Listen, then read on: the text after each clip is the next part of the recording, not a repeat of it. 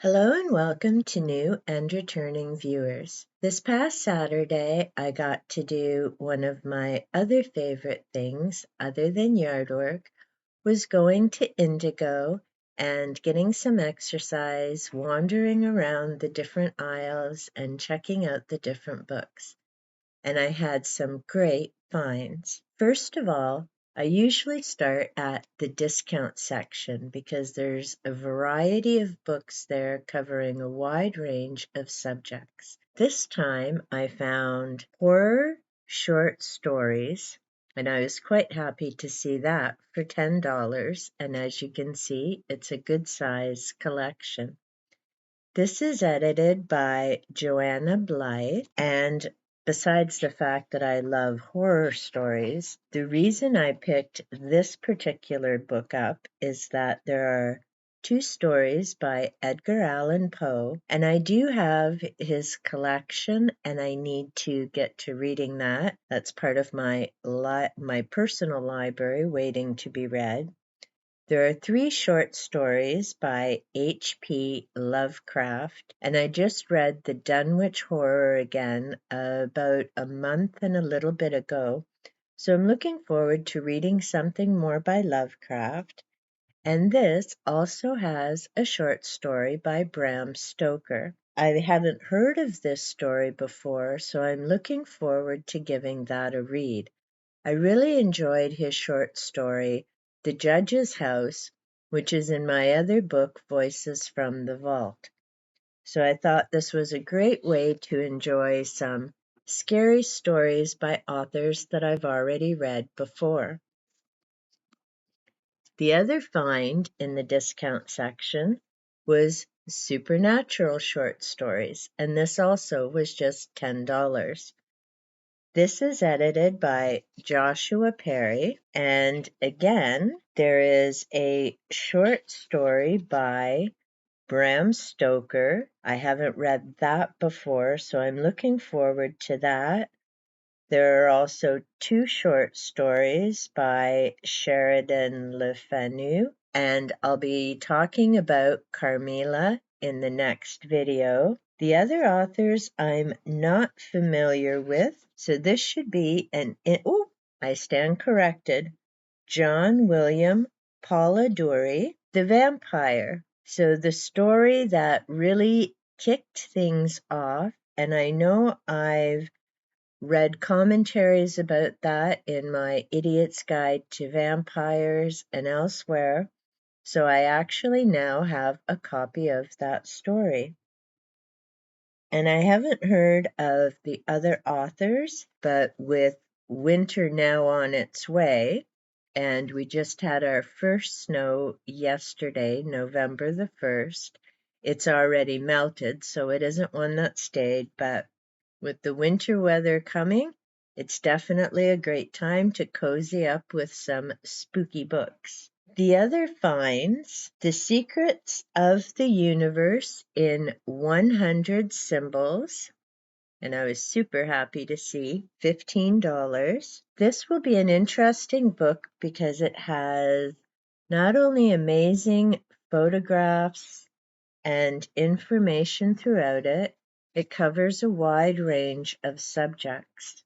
I forgot to mention, both of these are published by Arcturus, a publisher that I have a number of books by. I probably should have just bought shares in the company. Wouldn't that have been nice? The symbol book is published by Chartwell, and it covers things like the natural world. So we have medicine wheel, lotus flower, talks about the phoenix and dragons. We have the divine world, the moon, chariot of the sun, ark of the covenant. That will tie in with, again, that whole Da Vinci spiral, as well as the Graham Hancock book, The Sign and the Seal. So it's always great to get a different take by different authors and the interpretations. Signs and systems, so this talks about the I Ching. Cuneiform, That will be an interesting read because that ties in with Zachariah Sitchin, and I just finished the 6-volume series, The Earth Chronicles by Zachariah. It also, and there's a number of other things it talks about, but the golden ratio comes up in a number of the different books that I've been reading.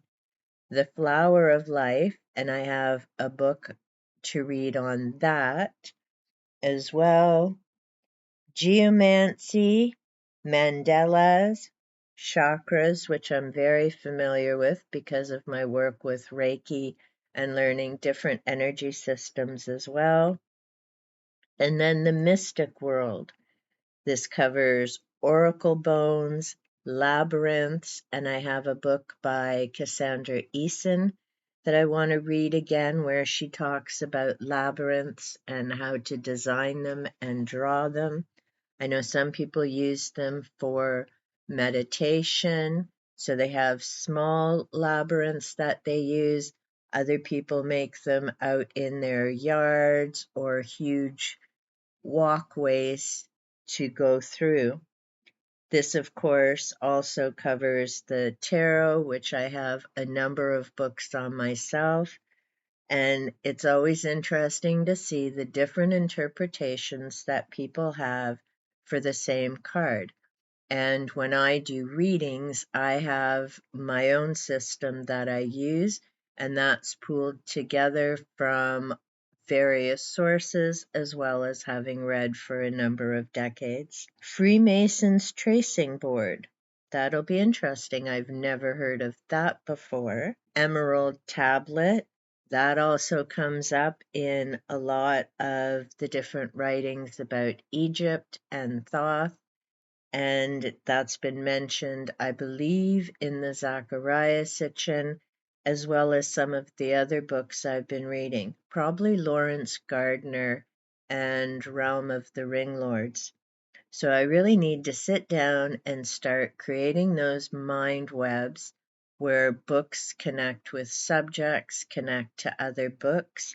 And again, now that we're getting into the colder winter season, I'm more likely to be staying indoors and doing that type of work. Let me know in the comments down below, when you're reading, are you making connections to other books that you've read, looking for different sources? Another great find was Spiritual Reiki. This is by Sarah Parker Thomas. Channel your intuitive abilities for energy healing. I'm looking forward to reading this. I believe I've mentioned before that I do have my Reiki Master Teacher level, and I do Reiki for myself and my family, including my fur babies. I know that it definitely makes a difference. I've mentioned our little beauty Cedric before, and when she was dealing with multiple myeloma, we were told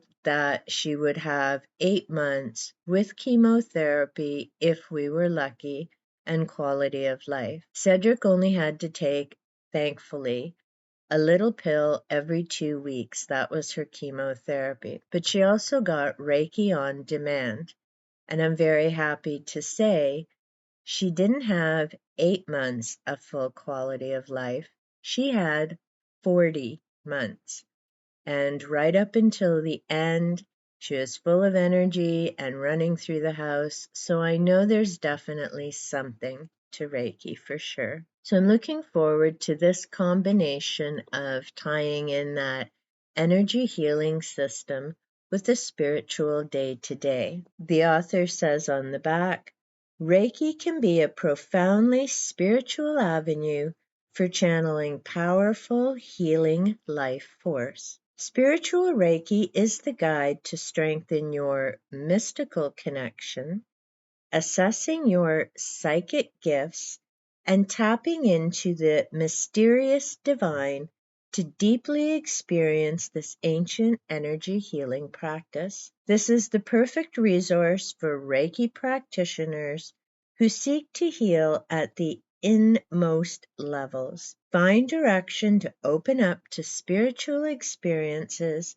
and discover your own personal healing abilities. Whether you're looking to connect to a higher realm, hold your vibrational energy longer, or simply tune into intuitive abilities deeply, spiritual Reiki is your manual for this transformative process. So I'm looking forward to the different exercises and just to read on what this author has to say about not just the spiritual aspect, but Reiki as well. There's another book I'll be covering in the future called Crystal Reiki, where that author combines both using crystals and the energy healing system of Reiki. I have a number of other Reiki books, and I'll be getting into covering those and Reiki itself in the future. The other great find in the discount section is Celtic Magic. This is a book with a deck of cards, and yes, I have a number of decks already, and someday I will share those in a video. Personally, I enjoy the Oracle decks. I don't just use tarot. For myself, I have a number of Oracle decks that I use. I have an Angel deck, I have a Mayan deck, and I just find that sometimes when you're stuck and trying to find a direction or maybe a different perspective, it's great to have something like this where you can just get something to kind of open up your perspective or get you thinking in a different way. To me, the cards are never anything about written in stone or anything like that. They're simply to get your mind thinking, and maybe there's some solutions you wouldn't have considered without having used the cards. I also bought this deck because it, of course, ties in with the Celts, and I always enjoy learning more about them as well as the different symbols and the pictures. In my video for Halloween and Samhain, I mentioned that I've gone through a book called The Healing Power of Trees. That, of course, is based on the Celts as well. So I enjoy finding different books and information about them. So this set comes with a book, and of course it goes through the meaning of each of the cards in this particular deck. And these books tend to have a different description of readings that you can do. This is my second Celtic deck. I actually have another one as well with the different symbols. And the cards in this deck, the cards have a beautiful design on them, and the pictures are amazing. They just have, and hopefully it shows up, they have this beautiful depth to them. Now, when I buy cards, before I use them for the first time, I'll always cleanse them. Even though they come in a packet with foil and all of that, I just like to light a stick of incense, and I make sure that the smoke goes through all the cards before I ever do a first reading with them. So I haven't used this deck yet, but I am definitely looking forward to learning about another Celtic system. So that was my fun. Took about an hour wandering through the store shopping spree at Indigo. And I very much enjoyed it. One, because it meant I got to use the gift card that I received from my husband, as earlier in October we had celebrated our 36th anniversary. It was a great way to go out, get some amazing gifts, because now not only will I enjoy reading the books, but I'll also remember that they were part of an anniversary present. Let me know in the comments down below, where do you typically buy your books? Is it a Barnes & Noble? Are you an Amazon shopper? Do you have Indigo, or are there some other bookstores in your area? I know we have Mandela in my area. That's a privately owned store, and that's also a pleasant shopping experience as it's in an older house and you go into different rooms for the variety of subjects. I haven't been there in a little while, but I may just have to make a venture out. If you enjoyed this video, be sure to give that like button a little tickle.